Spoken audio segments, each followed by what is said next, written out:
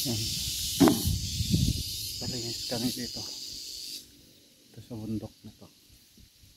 Yung nabili ni boss manager amo. Dito sa park na yun. Baka kayo. Yan, bundok dito. Yan. Bundok talaga. Nagpalinis kami sa linggo na. Hindi pa rin tapos. Yan. May mga mga nyug. Pero ito bundok talaga, hindi nyo mapansin ito. Stick. Pag ganun. Tapos dyan part, sabi nila katabi namin yung bata ng saldi ko, si Boss Greg tawag nila dyan. Nandyan, banda dyan. Boss Greg, lagyan mo daan para madamay naman kami. Para makarating kami dito. Kasi ang taas dito, bundok talaga. Makita nyo dyan. Oh. Tignan nyo ah.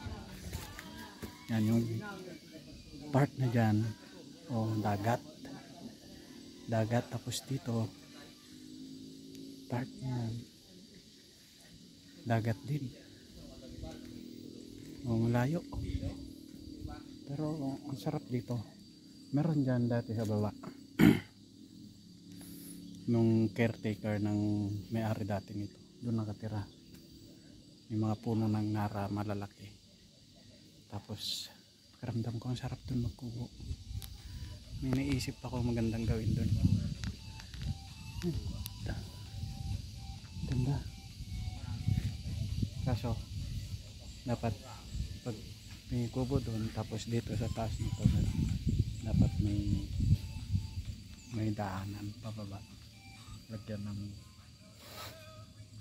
kawayan, maraming kawayan doon, diretso. Hindi pa tapos paglinis. Ilang araw na, isang linggo, hindi pa rin tapos. Nakaraan 4 yung naglinis tapos linis.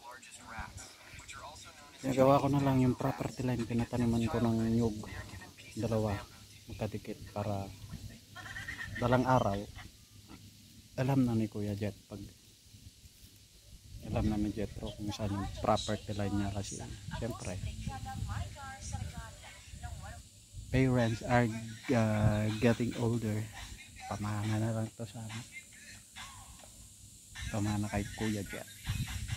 Kay Mia naman sa kabila doon sa may tayo. Kita nyo yan, yung part na yan.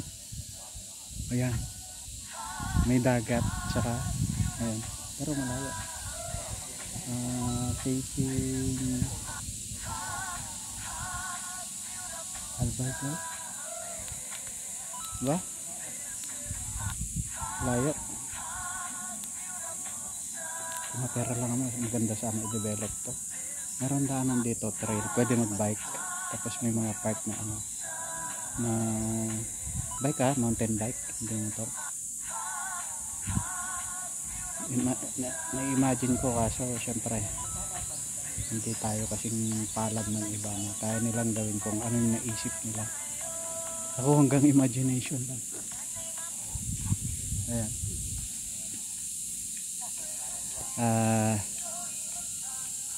So sunod pakita ko sa inyo pag malinis nito. Pero tataniman namin ng nyog, ng kung anong pwedeng itanim para mabawi yung pera ng pambili. Kasi hard earn yung pinangbili dito. Matagal yun na ipon. Sige, i-update ko kayo pag natapos na yung paglinis dito. Gagawa ko ng kubo dito. Ayos.